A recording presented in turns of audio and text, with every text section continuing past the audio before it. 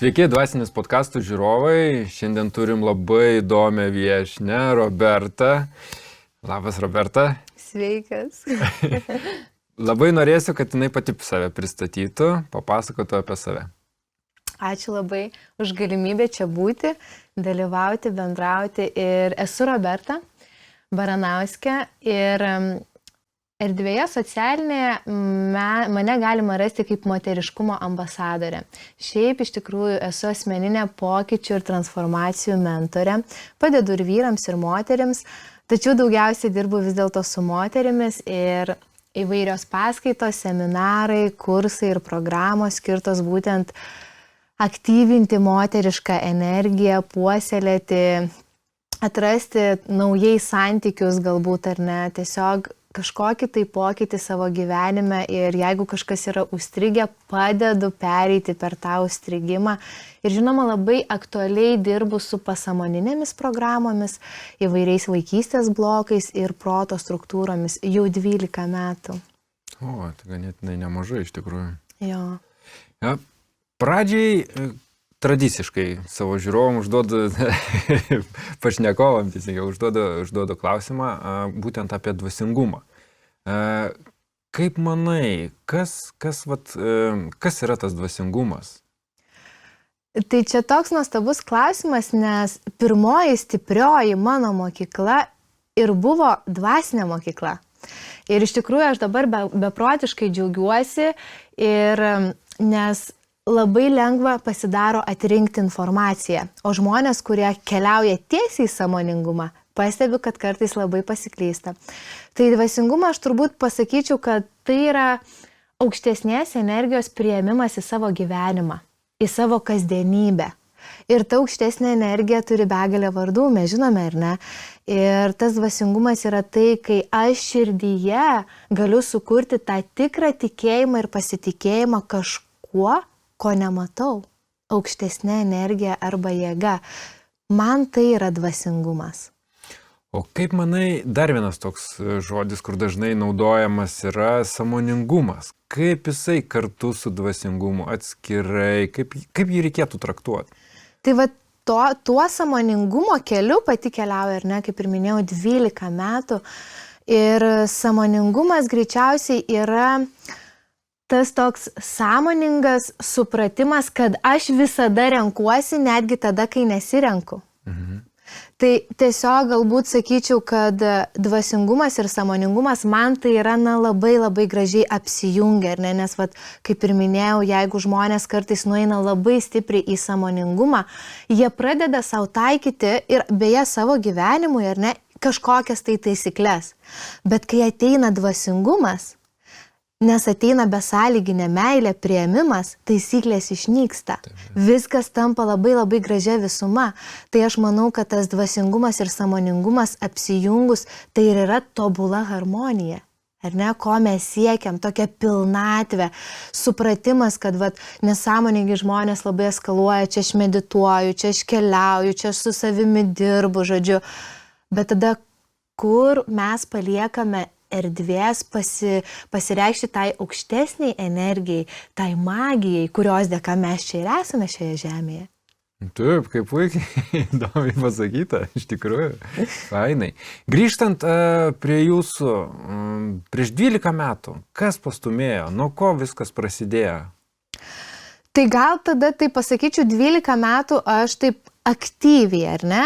Nes pastumėjo turbūt mane jau netgi paauglystėje. Tie santykiai mano mamos ir tėtės, ar ne, po 20 metų kartu, 5 vaikai ir jie, ta prasme, išsiskyrė keliai jau, ar ne?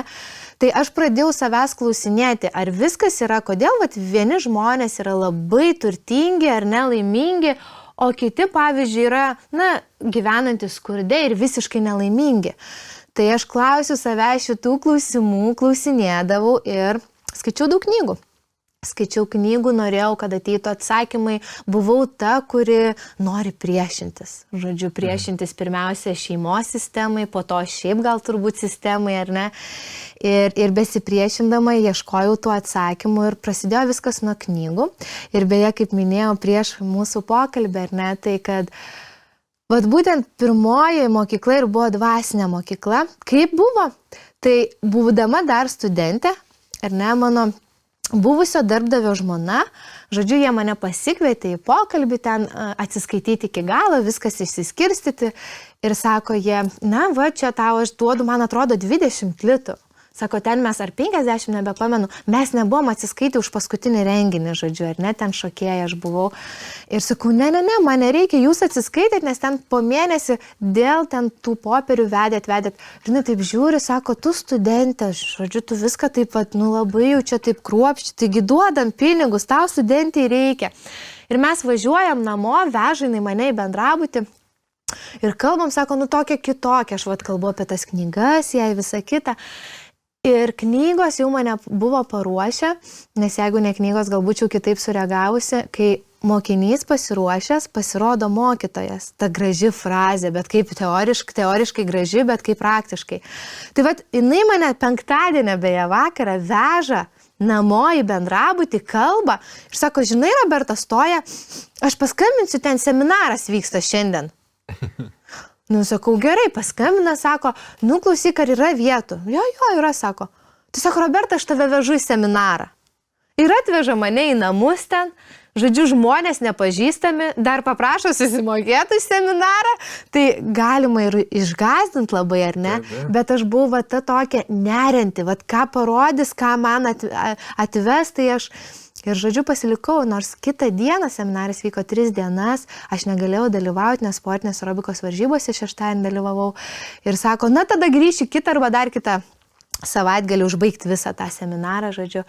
Ir tai pamenu, kad išsinešiau 2 žodžius iš to vakaro. Tai yra meilė ir atleidimas.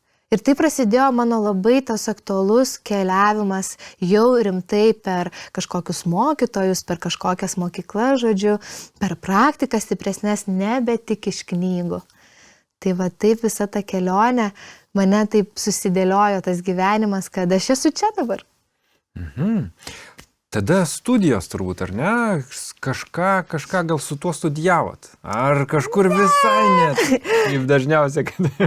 Čia, jo, dažniausiai. Aš turiu balto chalato specialybę, medicinos universitetą aš esu baigusi.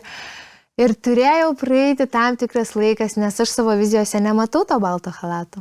Ar ne? Ir turėjo praeiti, iš tikrųjų dirbu aš metus laiko pagal specialybę, bet gavau atsisakyti ir nes, tai, kuo aš dabar užsiimu, asmeninė mentorystė, pokyčiais ir transformacijom pas žmonės gyvenime, ta prasme, tai pirmiausia padėjo man susitvarkyti savo ir santykius ir gyvenimą, pamatyti save kitaip, sugydyti tiek daug vaikystės žaizdų ir traumų, skilių, kaip mes turime jų ir slepiam, bėgam, žodžiu.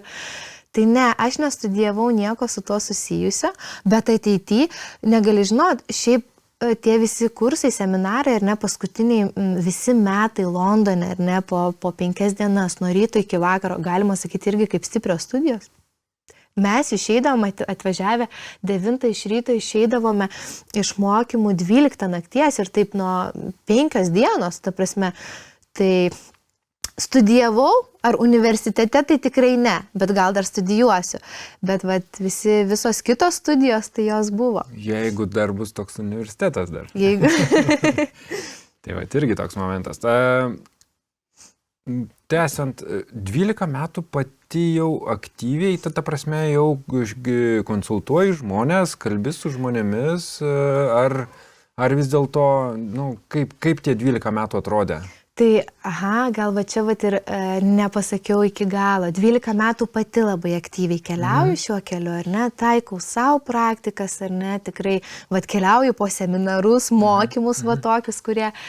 Bet pačių žmonės jau konsultuoju, jie pas mane vis ateidavo, tik aš dar to kažkaip vis savo visą tą informaciją, savo aš čia tuos...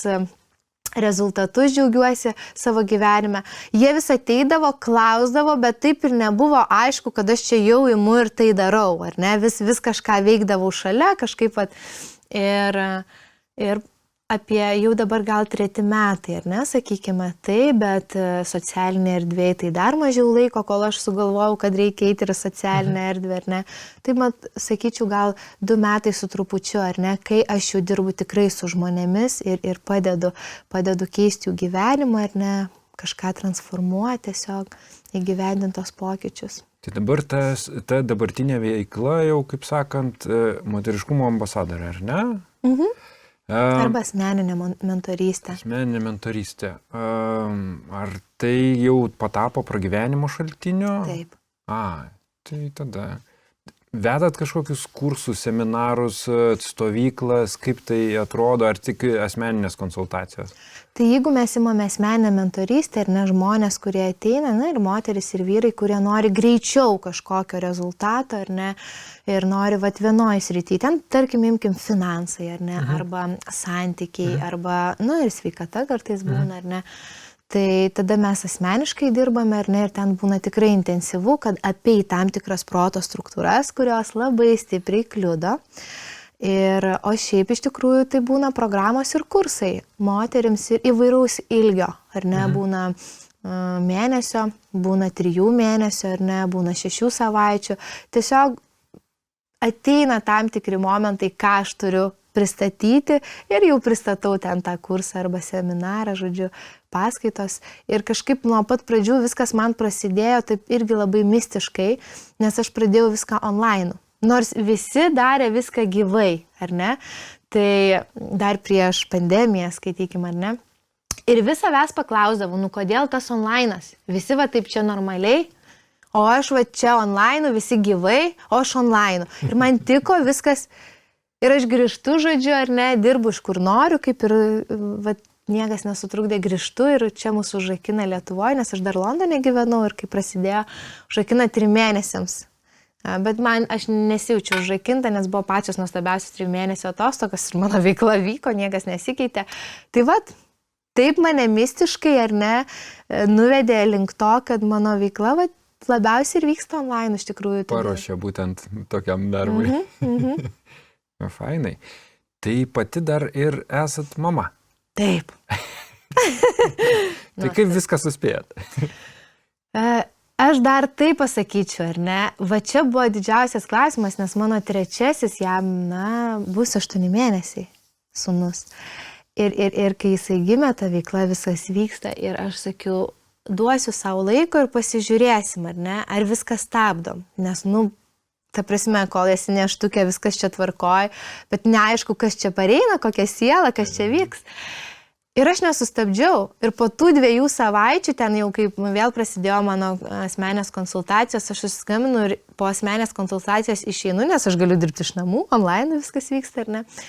Aš išeinu ir aš jaučiu, kad, ta prasme, tai yra mano sielos eleksyras. Tai yra, ta prasme, mano sielos džiaugsmas. Ir motinystė tai yra nuostabu ir labai labai gera, tačiau vėlgi taip drastiškai pasakysiu, aš nesu gimusi būti mama. Jūs turite 3 vaikus, ne? Čia tai bent. Žodžiu, laužu visus stereotipus ir kam pasakau, tai visi taip juokiasi iš manęs ir sako, bet taip yra, ar ne, taip susidėlioja viskas ir aš labai džiaugiuosi. Bet mano tas pašaukimas yra tiesiog eiti, pačiai visada augti mokytis, nes niekada nesustoju, dar ir dabar, ta prasme, investuoju į save, į kursus, į didesnius, stipresnius ir žinoma padėti. Ir turbūt greičiausiai dėl to viską suspėju. Nes tai nėra, kaip dažniausiai daroma, dėl pinigų. Tai yra dėl vidinio jausmo, kad taip gera. Ta prasme, tu tiesiog atsistoji ir galvoji, aš prisimenu, kodėl aš tai darau kiekvieną kartą, ar ne? Tai čia... Širdis dainuoja. Taip, širdis dainuoja, tai turbūt dėl to viską ir suspėju. Super.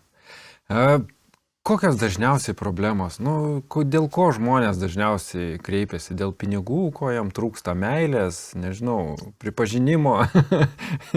Tai viskas, kas išvardinai, ar ne? Bet kadangi vėlgi dirbu daugiau su moterimis, tai būna opiausias momentas santykiai. Nežinau kaip su vyrais. Šiek tiek dirbu su vyrais, bet vyrai kažkaip per santykį jie kitaip, ar ne?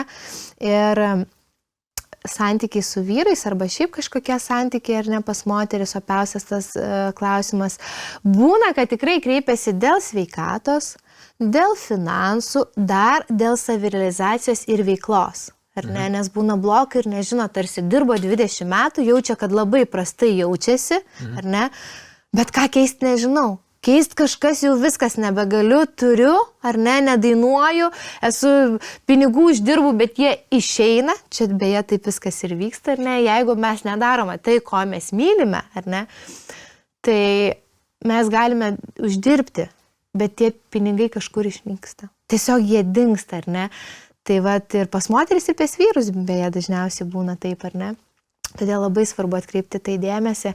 Tai va šitos problemos ir būna dažniausiai. Ir ne, su vyrais vėlgi pasitikėjimas savimi būna, finansai, veiklos, na, ta prasme, jie neklausia, na, kokias rytis, kaip moteris, pavyzdžiui, nežinau, kokias rytį pradėti. Pas vyrus būna, na, noriu va tą finansinį lygį pakeisti, ar ne, į aukštesnį, arba tiesiog noriu pačią veiklą, ar ne, ta prasme, padaryti, praplėsti, ar ne, didesnę ir noriu, va kaip va jaustis stabiliai, gerai, strategijai, nes vėlgi, ar ne, imkim pavyzdžius, ar ne, tarkim pas vyrus, jeigu jis ima projektą 50 000, tai jam įtampa kel 150 000 projektas ir jis gali turėti didžiulį bloką ir neimti, jis gali tiesiog nesąmoningai bėgti nuo jo, tarsi atrodo, aš noriu, bet viskas vyksta pasąmoniai, ar ne? Bijau, Taip, tai va čia ir yra su tuo, aš tiesiog dievinu su tuo dirbti, nes sąmonės dalies mums sudaro tik 10%, ką mes vizualizuojam, ko mes norim, kokias vizijas keliam, žodžiu, apie ką svajojam, ką dirbam, kaip planuojam ir strateguojam. O 90% yra mūsų pasąmonės, kuri paskutinę akimirką, kai reikia jau, pavyzdžiui, priimti tą gerąjį sprendimą, jinai ima ir įmeta. Ir jeigu ten yra baimė dirbti su 150 000 projektų, jūs jo negausite. Viskas. Tai va, tos problemos labai laviruoja, jeigu imsim vyrus vienokios, jeigu imsime moteris kitokios, ar ne?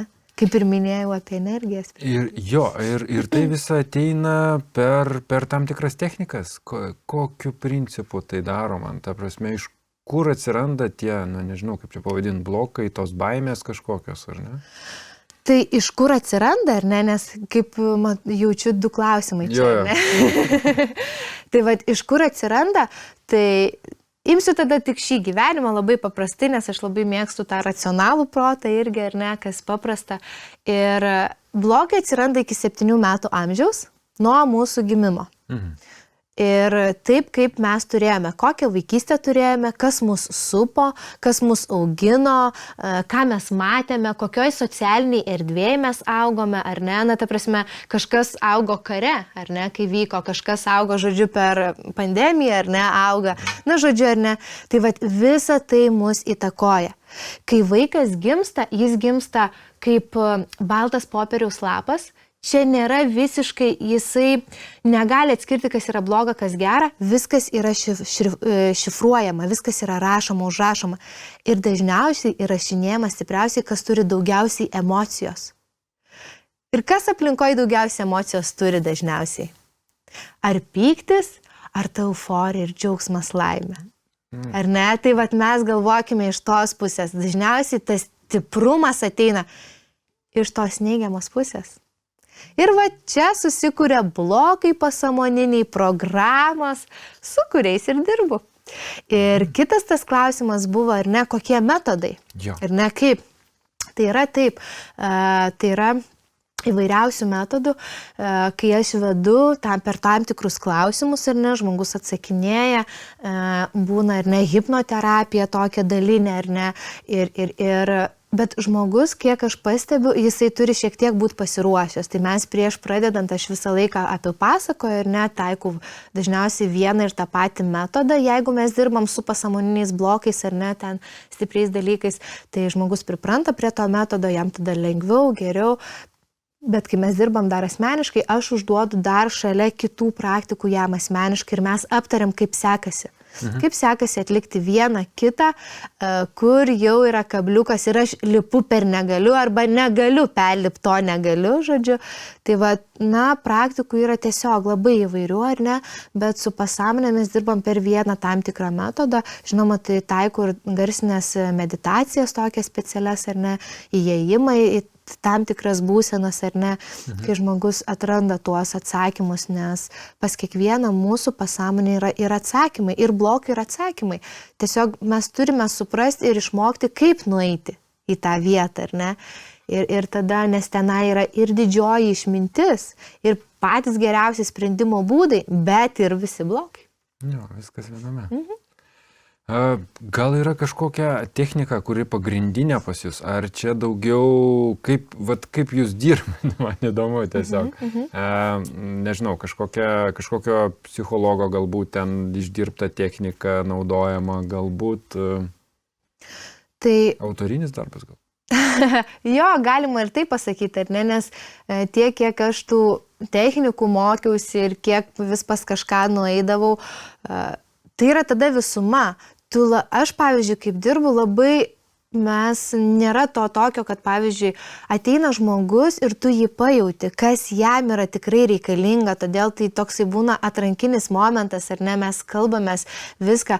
Ir koks metodas, vėlgi, ką aš sakiau, ar ne, tai yra tam tikrai eilė klausimų, ar ne, ir žmogus atsakydamas jau jisai keliauja tuo keliu, ko jis nesupranta paprastai, dar kaip ir sakiau, ar ne, ta hipnoterapija tokia, ar ne, kai įvedu žmogų į tam tikrą būseną, ar ne, per meditacinius, vėlgi vedimo garsiai metodus, ar ne, ir, naudoju, tai tikrai labai daug technikų, ar ne, vienos tokios, gal vieną tokią su vaikystės, ar ne, blokais, tais pasąmoninė grinai, jinai tokia pas mane nesikeičianti, ar ne, bet ten įeina vėlgi, kaip sakau, ar ne, ir susikoncentravimo į šią akimirką, ir specialūs tam tikri klausimai, kuriuos atsakant, ar ne, ir tam tikra žmogaus būsena turėtų būti, tada iš vis dar geresnis rezultatas. Tai toks tas metodas. Ir dirbat per nuotolį ar gyvai? Per nuotolį. Viskas eina nuotoliniu būdu. Nebūtinai yra dabar pas mane viena, kuri keliauja irgi asmeniškai, tai mes susitinkam, bet kadangi ir aš keliauju, ir ji mėgsta keliauti, tai būna tas, ta prasme, toksai kaip hybridinis, ar ne, jau dabar irgi ofisuose labai išpopuliarėjo šitas momentas, tai būna, ar ne, bet jeigu žmogus nori, ar ne, tai tikrai ir yra galimybė jam ar privažiuoti, ar kažkaip tai galima ir gyvai, bet didžioji vis dėlto mano koks 90%, ar ne, visos veiklos yra online, nes tada nėra tos ribos. Tai taip, žinoma. Per tiek, konsultacijos minėjot, kad iš principo kaip ir nedaug, bet ar sugrįžta, kaip patys žmonės, kokie atsiliepimai, pačios moteris džiaugiasi pasiekimais kažkokiais, gal per tą laiką kažkokius verslus pasidarė? Žodžiu, iš vyriškos pusės labai gerai, ar ne? Aš džiaugiuosi. Ne, man įdomu, norėtųsi išgirsti, pasidžiaugti rezultatais. Tai rezultatų yra visokiausi, ar ne? Ta prasme, viena moteris dirbanti su manimi, ar ne? Ir tai pas ją yra, tarkim, rezultatas toks, kad kai žmogus pradeda dirbti su savimi asmeniškai, ar ne, pasikeičia visa aplinka. Taip. Tai man tai buvo ir mano moterims, ir visiems žmonėms, su kuriais dirbu, ar ne, keičiasi jų aplinka.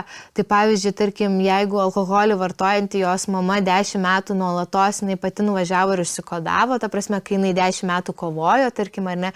Ir čia vėlgi dėl to, kad, tarkim, atidirbo su giminės sistematika, kas irgi dar viena iš technikų ir metodas, ar ne, labai stiprus, ką mes turim sutvarkyti ir vyrai, ir moteris. Tai ir yra labai daug gražių pasiekimų, bet dažniausiai vėlgi, kai susitinku su moterimis arba vyrais, pervertina žmonės, ką galima nuveikti per metus ir neįvertina, kas bus pasiekta per 10 metų. Ir kadangi aš dirbu su ego struktūromis ir proto struktūromis, tai šitie momentai man labai aiškus, ar ne? Pasverkime.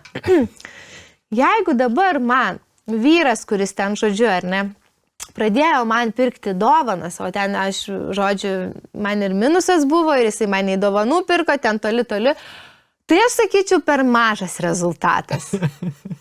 Nes kaip ir aš suprantu, kad turėčiau ten viskas, tai va aš dažniausiai stabdau. Nes va tam sąmoningume ir dvasingume, jeigu mes nedirbame su ego ir su proto struktūra, tai jis kiša pagalius ir tu įsivaizduoji, kad čia per metus aš va jau toj grandiozinę veiklą tau išpūsiu, padarysim, čia tas blokas Bet kai pradedu dirbti su žmogumi, jis ateina dėl finansų, tu matai, kad ir santykiai, ir giminės sistematika, ir kažkur sveikata, ir tada žiūri, kad nebėra tokio momento, kad yra tik tais pinigai, davai aš čia ten tiek, ar ne, dedu ir čia jau matau, kad prasiveržia, ar ne. Dabar yra momentas, kad visa visuma yra svarbi. Ir aš nebestatau tokio dalyko, kad čia davai mes padarysim kažką wow, ar ne. Aš jiems sakau, jūs susikursit stiprų balansą, ta prasme labai stiprų pamatą, kai nesvarbu, kas vyks. Tai tie rezultatai, jie labai laviruoja, ar ne. Dažniausiai moterim pasijaučia santykiuose, nes jos, ar ne, per santykį tiesiog moteriška energija ir moteris jos atsiskleidžia per santykį, ar ne. Jom labai jaučiasi. Vyrams per pasitikėjimą savim, per emocinės kažkokias duobes, kad tu matai, jisai, pavyzdžiui, pasakoja apie tai, kad nebėra jau tokio, ar ne, kažko tokios apatijos gyvenime, kai tu atsikeli, žiūri tašką ir galvoji, iš kur gautos motivacijos, energijos, nes nafik. Taip, turiu eiti, viskas ten tvarkoj, bet ta prasme nafik, ar ne? Tai vat ir jeigu pas jį per 2-3 mėnesius tu matai, kad nebėra tokių dalykų, gal ateina šleifas toksai, ar ne? Nes mūsų kūnai turi atminti, ląstelės, viskas, ta prasme ir pasąmonė, ką aš ką tik pasakau, tai ar ne? Viskas turi atminti. Ir jeigu mes 10, 15 ar 20 metų gyvenom vienaip ir 2 mėnesius čia pradedam kažką keisti, svarstyklės paimkim ten 10-20 metų ir 2 mėnesiai arba metai. Ta prasme vis tiek, ar ne? Ir aišku, labai priklauso nuo žmogaus. Yra pas mane moterų, kurios per 2 mėnesius transformavo ten, ta prasme, tokius didelius dalykus, kai vyko teismai dėl vaikų, kova ir viskas transformavosi. Ta prasme, atėjo, kai ten žadėjo gerkles perkasti vienas kitam, ar ne, skambina man, sako, aš 3 dienas viską taškau, aš vedu ją per specialų metodą, vedu ir jinai po pusvalandžio sako, Roberta, ta prasme, kur tu buvai, ar ne, aš 3 dienas namai apversti, nes aš einu iš proto, kas vyksta many. Ir sako, dabar, ta prasme, aš sėdžiu ir atėjo susitaikymas, atėjo, ką aš turiu daryti toliau, ar ne. Tai va toks rezultatas, pavyzdžiui, ar ne? Ne verslai galbūt tie dideli. Metaforiškai. Taip, kiekvienam savilaimėjimai ir kiekvienam žiūrint, ko reikia. Labai teisingai, man tai labai džiugu, kad paminėjai būtent balansą. Nes balansas, aš manau, kad pagrindas turėtų, bet čia mano nuomonė. Taip, dirbant su man pačiai, ir nesako, jeigu girdėjai tokį irgi dar vieną iš posakių, tokių mielų, savam krašte pranašu nebūsi. Geras, patinka man. Lietuviai turi daug tokių perliukų. Perliukų, žodžiu, kur jau pagal tuos perliukus ir žiūri, ką čia aš galėčiau, ar ne. Tai aš tos pačius metodus taikau ir savo vyrui pranašu nebūsiu, ar ne. Tai žinoma, negaliu aš kaučinti savo vyrą, gal galiu, bet ta prasme ten kiti momentai, ar ne, ir kaučinu, ir padedu. Bet kaip ir sakiau, pas jį dabar projektai, ar ne, jeigu buvo didelė intencija 50 000, tai dabar didelė kelia jau tokį pasigalvojimą 300 000 projektas, ar ne. Tai va čia ir yra rezultatas, kad tavo komforto zona netgi plečiasi. Ir ta komforto zona gali plėstis per veiksmą. Ir jį plečiasi, bet kartais ateina žmogus ir supranta, kad ką bedarytų, kažkas kertasi, blokuoja. Tai va čia tada mes pramušam, atrandam kur ir kodėl atsirado tas blokas ir tada praeinam jį, kad vėl galėtų keliauti prieki. Super. Pabaigai gal ką nors norėtum palinkėti, nežinau. Pasakyti baigiamąjį žodį. Įdomu, kuria pakviesti pas save, žinoma. Pabaigai galbūt galėčiau pakviesti, ar ne, pasidomėti moteriškumo ambasadorės puslapiu. Galima rašyti ir man asmeniškai Roberta Baranauskė. Bet gal pabaigai pasakyčiau, kad dabar kaip niekada aktyvus laikas ir reikalingas laikas domėti savimi. investuoti į save. Nes matote, kad ekonomika išorinė labai staigiai dabar viskas sviruoja. Bet vidinę ekonomiką mes kuriame patys. Ir jeigu mes sukuriam stabilumą viduj, mes tada veikiam ir išorę, ar ne? Ir kiek aš turiu nuostabių pavyzdžių, kurie šiuo laikotarpiu kaip tik šovė į viršų. Ta prasme, ar ne? Nes viskas prasideda nuo vidaus, o kažkas nėra į didžiulę duobę ir chaosą. Tai aš palinkėsiu investuoti į save, domėti savimi, eiti tuo sąmoningumo keliu, dvasingumo keliu, apjungti ir nebėgti į kraštutinumus. Nes kraštutinumai mums sukuria didžiulį disbalansą, ar ne? Tada mes puolam arba į baltą, arba į juodą. Bet gyvenimas yra kažkur tarp abiejų šitų spalvų, ar ne? Spalvų paletiai. Tai turbūt toks galbūt mano tas palinkėjimas. Super, labai įdomu. Labai tau ačiū, kad atvykai. Ačiū žiūrovams. Kai visada, laukit mūsų naujų pašnekovų ir iki. Ačiū visiems.